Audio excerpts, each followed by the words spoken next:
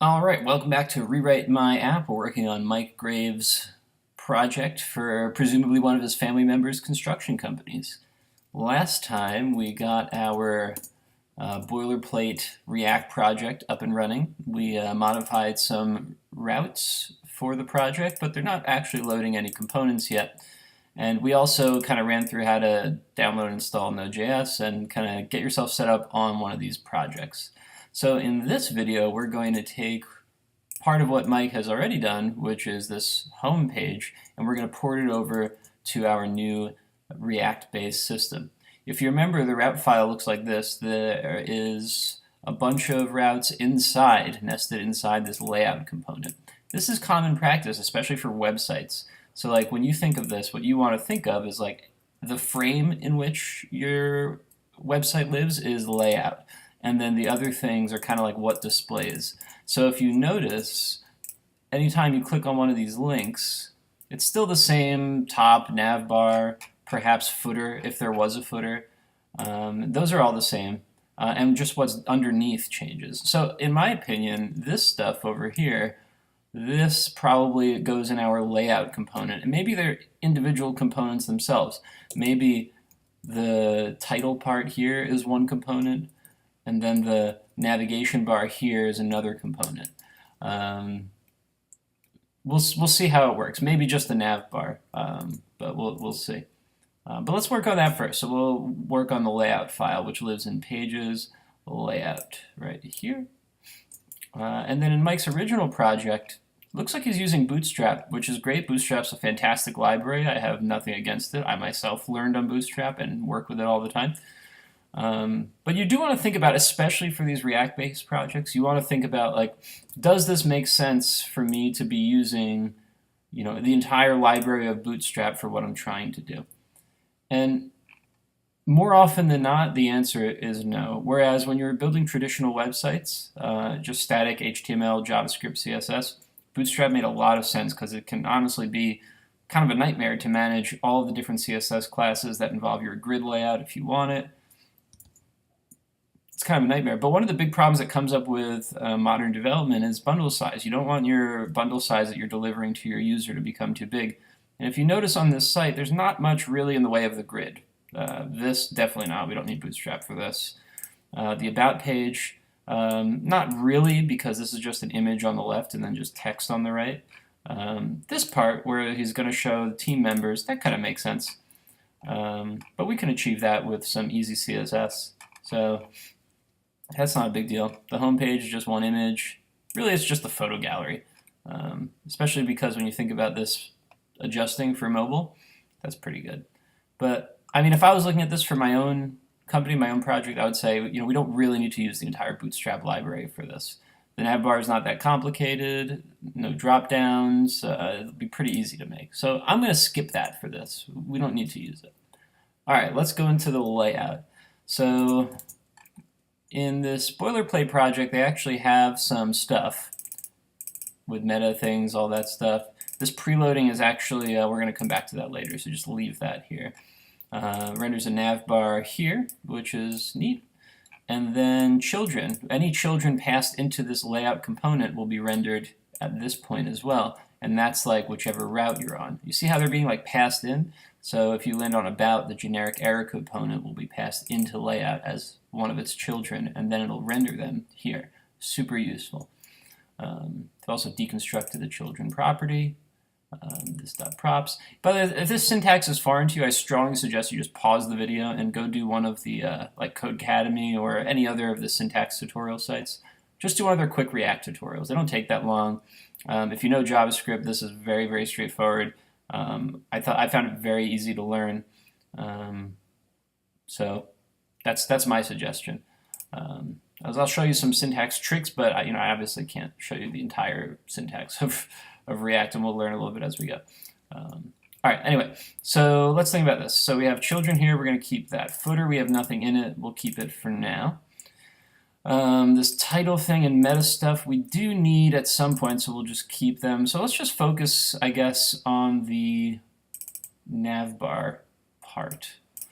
Let's focus on that for now. So I think this should be a separate component, and we also have this header piece. So let's go ahead and just do that real quick. We'll say div class name in React, not class. And I'm going to use the class names library to incorporate CSS modules. So we're going to import class name from class names.bind. Class names is great. I love it. We'll also get the styles.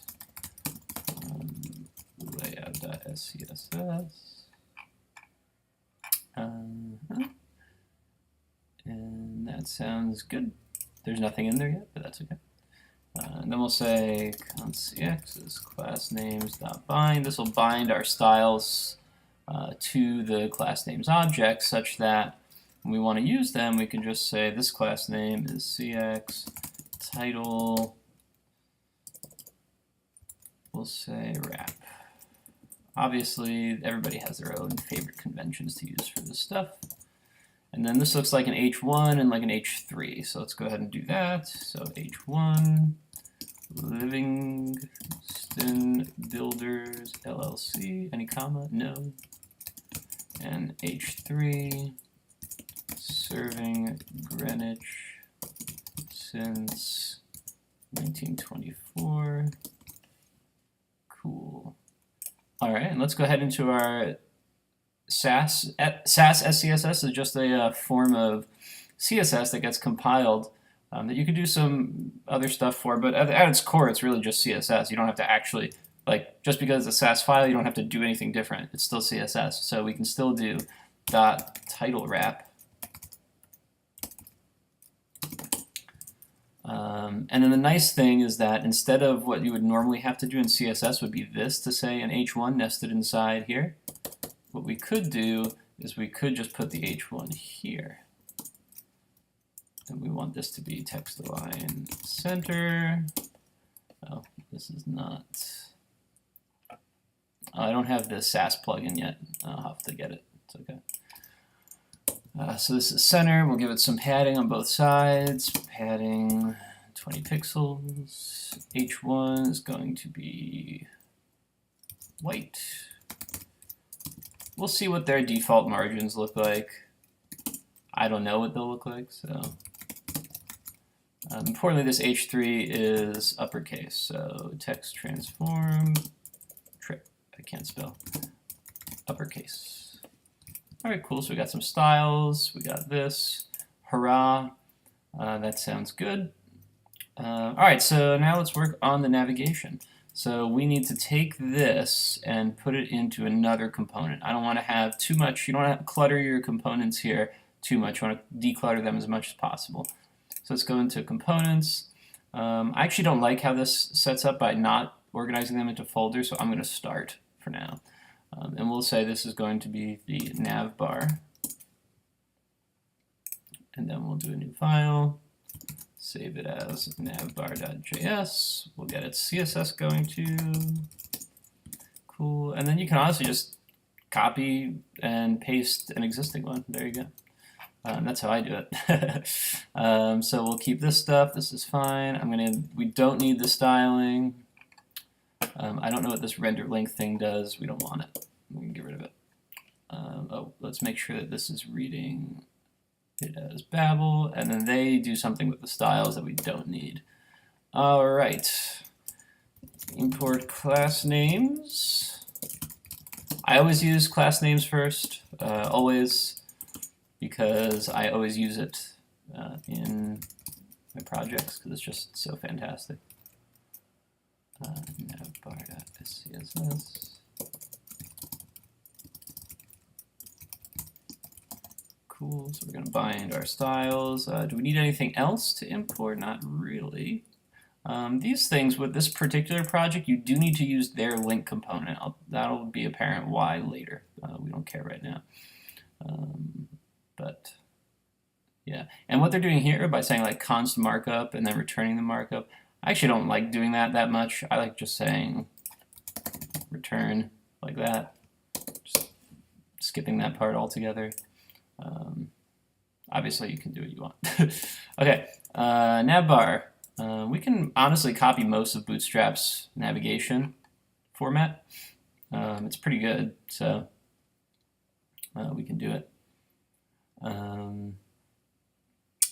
we'll have to kind of fudge the way that they do their mobile navbar, but that's okay.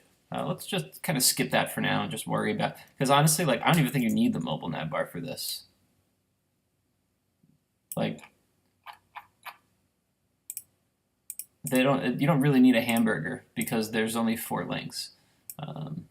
But yeah, we'll do it both ways. First, let's just get the basics down. So it's a div with a list inside of it, and then that's inside of a div and a div. So let's go ahead and get rid of this. We don't need you. Goodbye. We'll say div class name is navbar wrap. Div class name is, I guess in Bootstrap this is actually a nav, like so. So we'll do that. And then there's a list. Name is nav list. All right, and then we'll have list items in our navbar. Why am I typing all these when I can just boop boop? I'm not going to give these a class name. We don't need them. Now, how do we do this with React? What we want to do is we want to render their link. It's important to use the link component for these. So we'll say the link, and then instead of href, you say to, and you actually just give it a path. So this first one is going to be slash, because it's going home. And then whatever is inside the link is what gets rendered. So this is going to say home.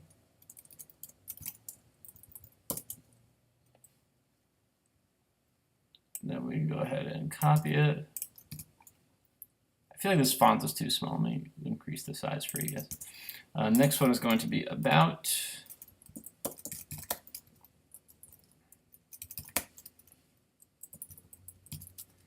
And the next one is going to be photos. And the next one is going to be contact.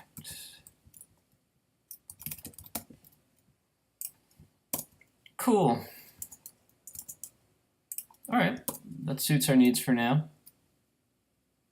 We don't actually need index link. I guess this would technically be the index link. I don't ever use this though, so just don't do that.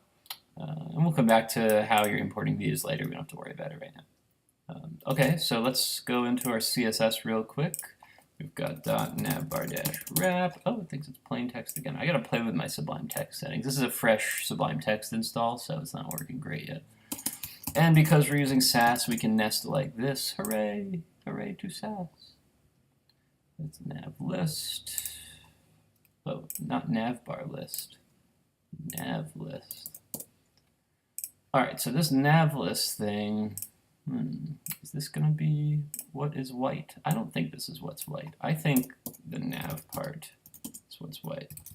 Background color white. And who knows? It's actually not white. This does not look white to me. Let's get the exact color. Apparently it's this. This is actually bad. Shouldn't use RGBA colors. What you should really do is just use RGB, because RGBA colors lag a lot, but RGB with the similar opacity on the component does not. And if you can't do this for whatever reason, say you don't want your actual things inside of it to be that opacity, you just should use a different color. So like this is probably more like 250 than 255. Too many RGBA colors will in fact lag the window, so we don't want to do that. Okay, so that's good. We know that it's going to be width 100%. We know that it's going to have a slight margin. Although it's not the nav that's going to have the margin, is it? No, yeah, the nav is going to have the margin. Is it? No, we'll leave that for the other part. So that's fine. And we also know that everything inside it is going to be centered. That's good. And then we have nav list. So for nav list, we need to make sure that we put these in line block. So nav list li display inline block. And every time I do inline block, I always quickly do vertical align top because it's usually what you want. We also know that the color of these need to be specific, so let's get those down. We also know they're uppercase, so text transform uppercase. And are they hover effects on these? I don't remember. Oh yeah, they hover a little bit. So with Sass, you can actually do end hover like this. Very, very neat. It looks like they're getting a little bit darker. So we can find out exactly how dark if we inspect and we go hover. Looks like 333. And I suppose it's actually the link that are these colors, so we might need to do something like this instead.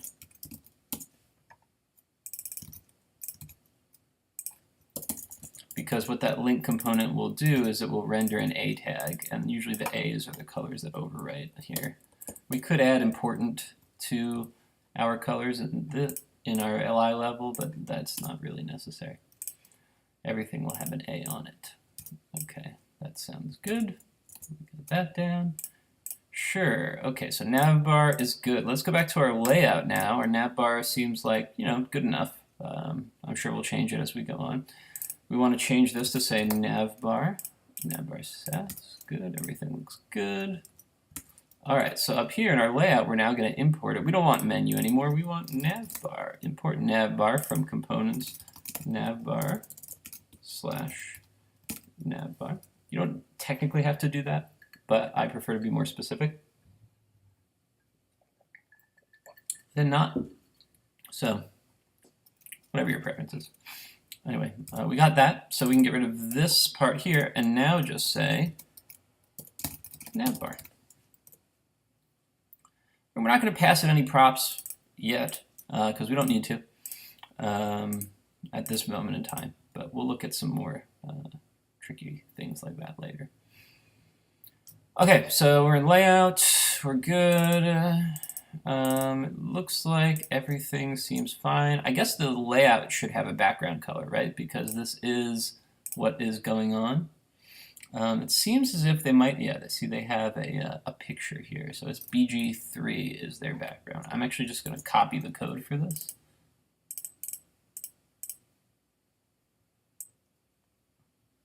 This is not how ours are going to work, though. I've actually never done background patterns in this system yet, so this will be fun. Title wrap is here. This is actually content.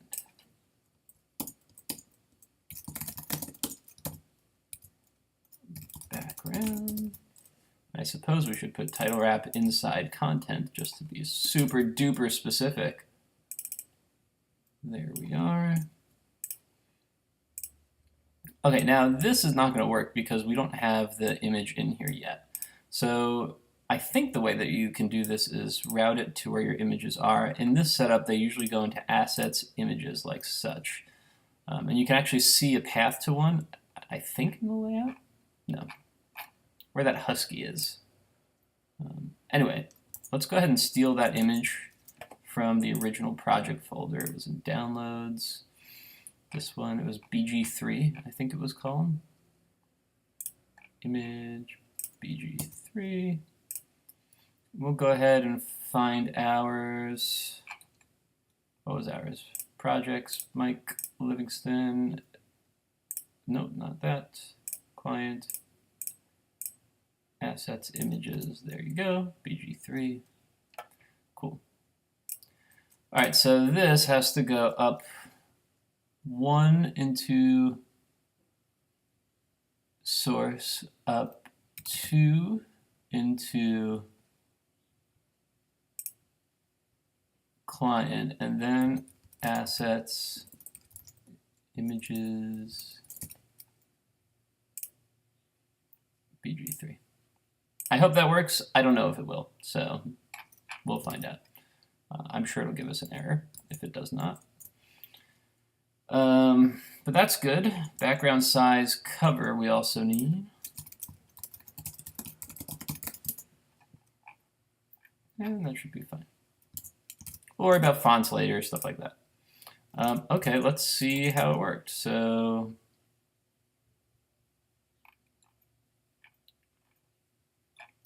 we might have to npm install class names. Let's find out. Nope, it's there. Wonderful. Okay, so what happens if we refresh? Nope, we gotta, in our nav bar, we screwed something up. What did we screw up? What? No, give me the babble. Give me this. I don't think we screwed up. What did we screw up? Maybe if my terminal window was a little larger and I could read.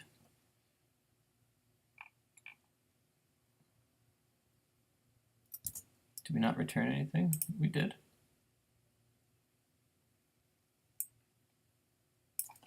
We don't need this anymore.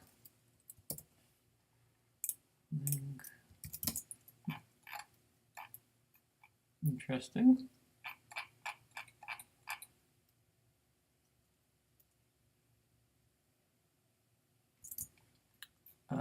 Did I screw up class names? Maybe I screwed up class names. It's actually lowercase.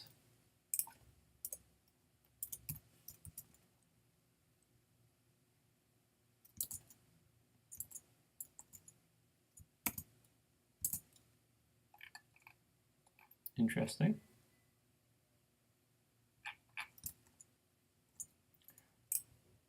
It does not seem to like what we have done. One moment. Very weird, I figured it out. It was this. In our nav bar, we have this return on the next line here, the parentheses. It wants it here. That's absolutely crazy. Yeah, I don't know. Anyway, we did pretty good. Look at this. So we have some problems here, though. These need to be separated, and they need to get their underline removed. So in our navbar sass, we'll go to the A, text decoration none, and the li probably needs to have a margin right here. Or it could just have padding. I think padding left and right is better, actually, if we want them all to be centered. So we can give padding left, padding right. Let's see what that looks like.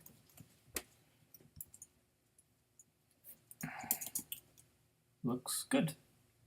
And our hover effect is working. Sounds great. They're a little bit more spread out on the original one. I think that's probably better. Let's up it to 20, see what happens. Looks a little bit better. And again, we're not using the same font yet, so it's not quite going to work, but that's okay. We got the pattern in, which is nifty. There is kind of a footer, but not really, so we're going to skip that for now. But I think we are going to add some padding on the bottom to kind of break up the page a little bit more. So let's go down here. Content is going to have some padding bottom, say 20 pixels. A little bit better, and cool. All right, so we have our first navbar component here, and hopefully this works. Is there an about? Oh yeah, because it's supposed to render the generic about, renders generic error. Yep, some kind of error happened. Blog, contact, and then anything else should give us a not found. Perfect. Okay, so that's pretty good. So we are well on our way. The next thing that we have to do is change what goes into here. So let me check video time real quick. Can't check video time real quick. How about this? We'll say that's it for this video, and then in the next one we'll continue modifying this template and put it in into the homepage here. So until next time, happy coding!